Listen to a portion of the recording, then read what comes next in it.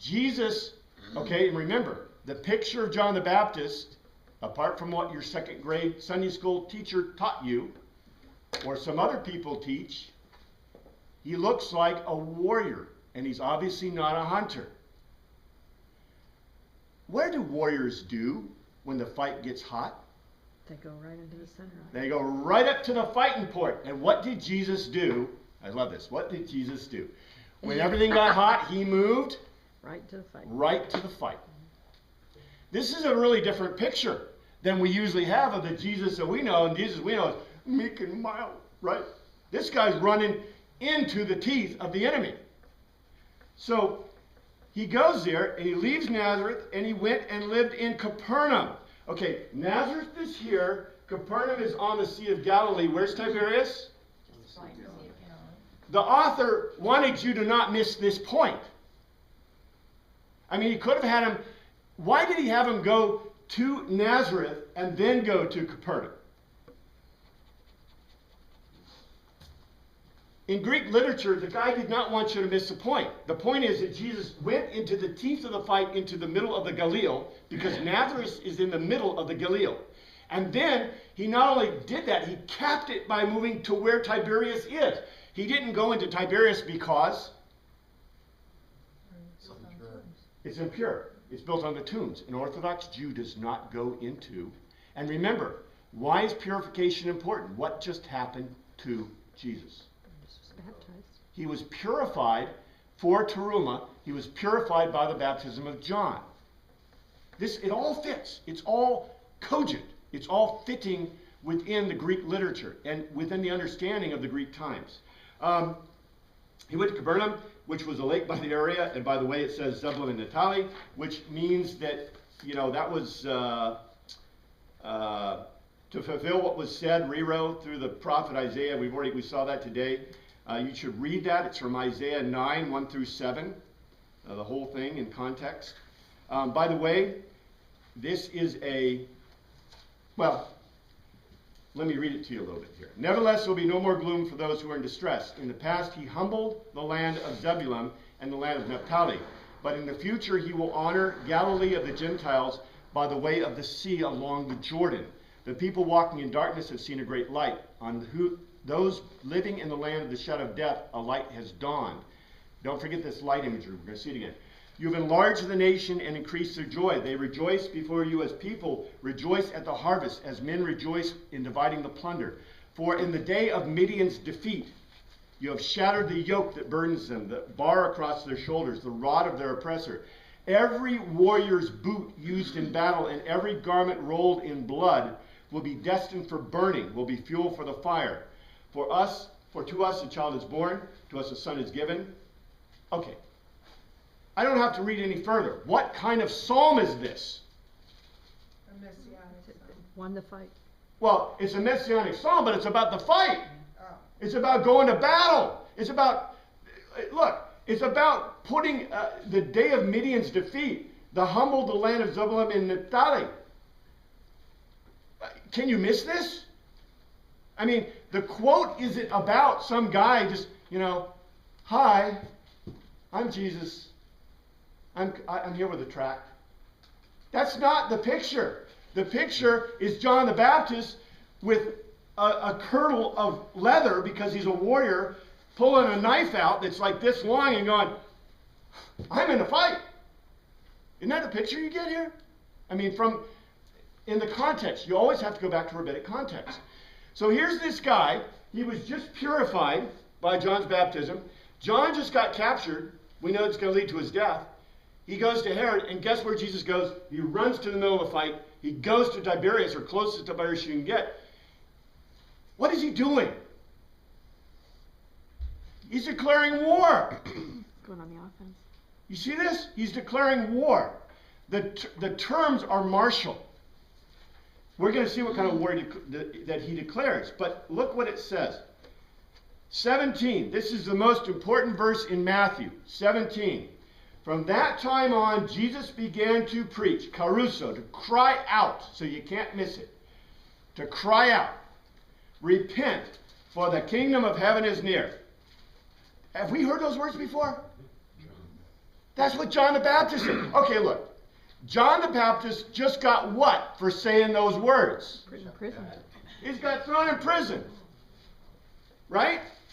Well, And- Lionel, that wasn't exactly right. I mean, didn't he take issue with Herod's relationship with his supposed wife? Not in Matthew. So But- we can't draw any context between the two, or? Well, we shouldn't. Okay. I don't have a problem with that. That's called external comparison. And external proof comparison is okay in my books. But as we look at Matthew, the only thing we want to do in Matthew is do what? With Matthew. Look at Matthew. Because see, the Logos Tetelos of Matthew does not include Luke. It includes Isaiah. It includes a little bit of Isaiah and Jeremiah and some other parts that we look at and we see the context and say, this is what the author. If the author quoted Luke verbatim and said, this is a quote from Luke, you see, then we could do what? Look at Luke and do a direct comparison. But when and typically this is a problem that we have, that when you study, if you study with like a professor on ancient documents, you're studying the ancient document, you don't bring in extraneous documents unless they directly support, and usually that's the second stage. The first stage is the internal comparison. So next year, what would be really cool is to teach, for example, Matthew, Mark, Luke, and John, and then be able to go back and do comparisons between external comparisons. And that's not wrong. You should do that. That's a great homework thing. And I'm taking too much time because I'm getting, this is a good subject, and there's nothing wrong with comparing them. That may give the motivation, but why would Luke tell us a motivation, but Matthew would not? Well, it's not important to the Logos to tell us. That's the point. Matthew knew it, and I don't know if he talks about it later at the death of John the Baptist. I don't remember. But the big point is, John unless, lost his head. what's that? That may have been why John lost his head. The wife was furious with him. Right. I want to make a point. Well, and also, the reason he was put in prison wasn't necessarily because the reason he was killed was because he really irritated Salome. Right. But we don't know if that was the reason that he was put in prison, not from Matthew. So, what would we assume from Matthew? Why did he get put in prison? Because Herod wanted to shut him up. Because Herod wanted to shut him up, and as far as we know, the only thing that was happening was he was crying out in the wilderness, what? Repent, for the kingdom of heaven is approaching. But then, this Jesus guy, who is not meek and mild, who's probably an Essene, and you notice this is a great thing to think. Remember, in Greek literature, if Jesus, do they ever describe what Jesus is wearing any time in the Gospels? It's the robe that he took off when he died. Yeah, when he died, it talks about his robe. But why don't they describe what he's wearing? He wears the same thing everybody else does. Because he wears the same thing everybody else does. Why does it say that John is a prophet and then tell us exactly what he's wearing? Because he's different. Because prophets don't wear what he was wearing. See? This is the important point to understand in ancient literature. Ancient literature never mentions those things which are common or understood. It only mentions those things which are different or odd. That's a great rule. That is a patent rule for all Greek literature in ancient period. Yes, sir? If he was dressed as a soldier, it makes sense. That's not just a costume. He's out there killing somebody for a cause, probably, if he's that way. So wouldn't that be another motive for Herod to want to put a stop to him? Yeah, and there's a question here because you notice that John appears like a fighter, a warrior. But we don't know if that is for appearance sake or for actual, and the thing is, remember, what do you do when you take over a nation? What do you do to all the weapons? Confiscate them. You confiscate them all. The best way to take over a nation is to confiscate all the weapons. In the ancient world, they did this routinely. This is why we have a Second Amendment to the Constitution, because our founders knew that whenever anyone takes over a nation, the first thing they do is disarm the people. John probably didn't have a knife. But he didn't have a fork either. I mean, they have forks and everything. He probably didn't have anything.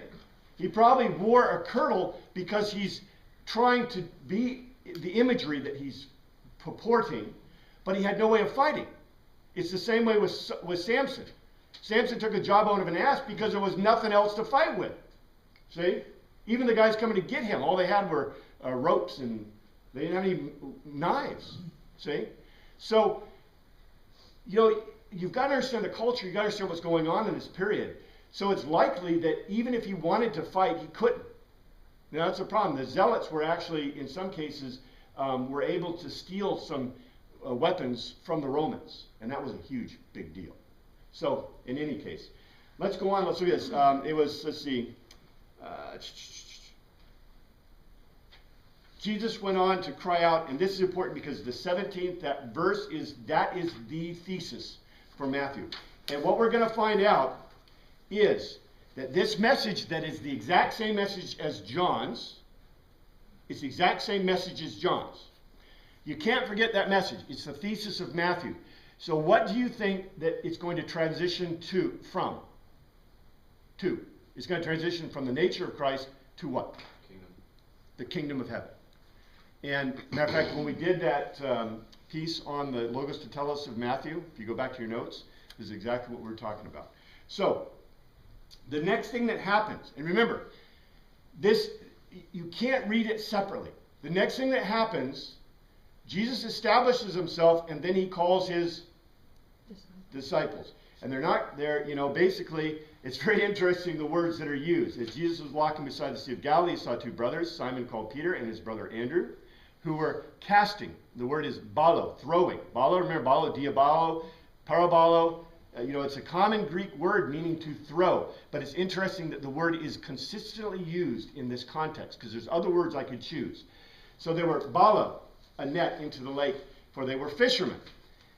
And he said, come here, and by the way, I'm not going to go into duo forms, but it's a duo form in the Greek.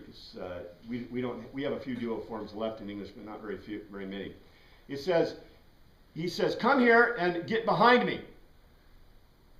We translate follow me, but literally it's opiso. Get behind me, Jesus legoed, and I will make you fishers of men. And I've told you this before. Synagogue means to cast a net. To sinu.